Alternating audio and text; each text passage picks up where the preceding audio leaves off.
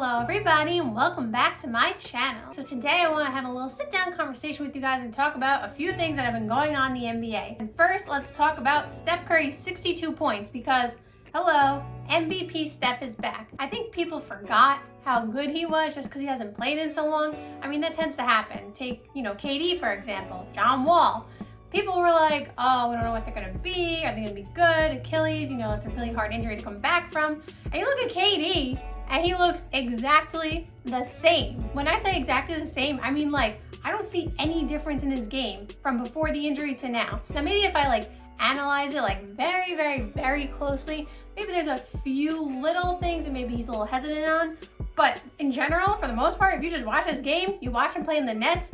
Now the Nets performing as a team overall, we'll talk about that in another video. But if you just watch KD play, he looks exactly the same. There is nothing different about him. He almost posterized Thomas Bryant last night and, he got fouled so it didn't go in. But the height, the athleticism, he just looks so good. Steph has been out for so long so people forgot, oh, this guy can drop 60 on you. Well, that's his career high now, 62. He can drop 40, 50, easily score 8 threes, which he did last night, and be efficient with it too. Not just 8 for 27, on threes. 8 for 12? No, he was 8 for 14 on threes, something like that. It's ridiculous, his numbers. So I think people forgot how good Steph was, how he can be the MVP, which if they make the playoffs, if they're a top 4 to 6 seed, I think he's averaging, I think if they're a top 4 to 6 seed and he's averaging 30 points per game, which right now he's averaging 32, he's averaging 30 points per game and he's shooting efficient from the field, I think he wins MVP. I don't think there's even another option. I mean, maybe there's another option, but I think he definitely wins MVP. He's without Clay, who's, the backcourt. Steph and Clay are the best backcourt in the league. You can't tell me otherwise. I'm sorry. That is the best backcourt in the league when healthy. So the fact of the matter is he doesn't have Clay, who is maybe the second greatest shooter of all time in NBA history and a top defender in the league. Seriously, one of the best perimeter defenders in the league. He guards Kyrie, he guards James Harden, he guards Russell Westbrook.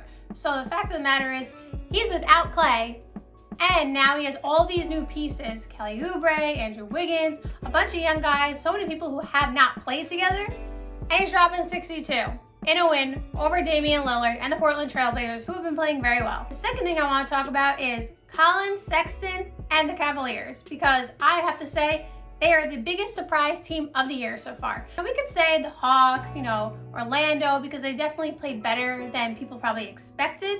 But there were definitely people out there who thought, the Magic might make the playoffs, although a lot of people thought the Magic weren't going to make the playoffs. But there definitely were people out there, they were a competent team last year, and obviously they made the playoffs.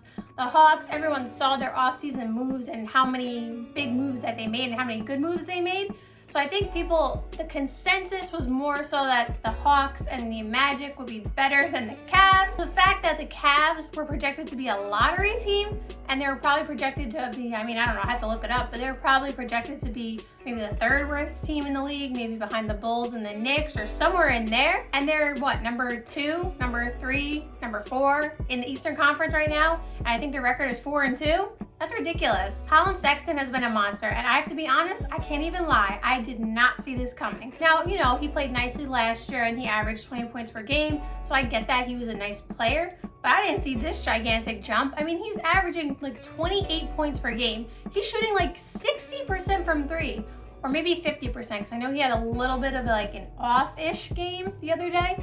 So he's shooting 50% from 3, ridiculous numbers, and it's equating to wins. And let's not forget his backcourt partner, Darius Garland, is also putting up big numbers too.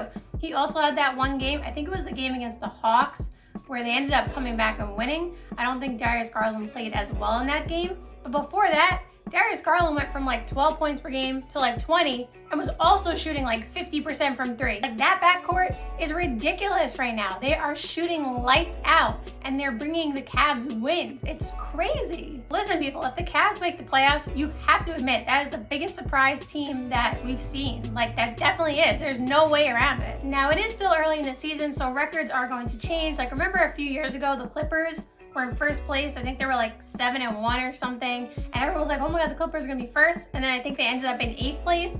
So, you know, we had to give it some time for all these teams to get together, shorter off season, build chemistry, you know, get back in shape. So there's a lot of factors that go into this. But I don't know, the Cavs just look really good. And then one other team that I want to talk about that has been a little bit of a disappointment so far, and that is the Denver Nuggets. Now, personally, I thought the Denver Nuggets took a big step back by not re-signing Jeremy Grant. I thought he was a big part of what they did, and also the fact that because of that, or in addition to that, they didn't really add any new pieces. They re-signed Paul Millsap, but they didn't really do much. And in my mind, I didn't really understand why they didn't take a step forward and try to sign somebody. Now, maybe they did, you know, I don't know what goes on behind closed doors. Maybe they had some deals and then they fell through, or maybe they pursued people and the people said no. I don't know. But the Nuggets don't seem to be making the offseason moves that I think they should be making to contend for a championship. Now, you have Jokic, you have Jamal Murray. There are two players in their prime, I guess you could say. You know, Jokic is what, 25 now, 26. Murray around that timeline, so they're in their primes. And now you got up-and-coming Michael Porter Jr., who has looked, like I said, great in the bubble last year. He looked really good in the few games he played so far. You got Bol, who we'll see what that's gonna be. They have a lot of talent and pieces there. I just feel like they need to be risky a little bit and make a big move. Now, like I said, maybe they had some deals that they tried to pull off and it didn't work. I don't know. But if the case is that they're just not going for those big players, like taking a risk, you gotta take a risk to win a championship in this league, and it's shown in their record so far. They haven't been very good. And like I said, it's early in the season, teams gotta go together, you know, all this kind of stuff. So I think that they will turn it around, but I don't see them winning a championship with this team right now. And listen, maybe they win a championship this year and prove me wrong. Hey, I'll admit if I'm wrong, but I don't see a championship team from this team. I think they need to add more pieces, and I think they need to be more risk-taking. Like I said, they need to stop being safe. Go after some players. It doesn't even have to be like James Harden, for example, although that'd be really interesting. James Harden, because they wouldn't give up Jokic or Murray, although I don't know how they would get the deal done if they didn't. But besides that point, well, actually no, because Bol and Michael, okay, whatever. We're not gonna talk about a potential trade here. The point is, they don't have to go about James Harden.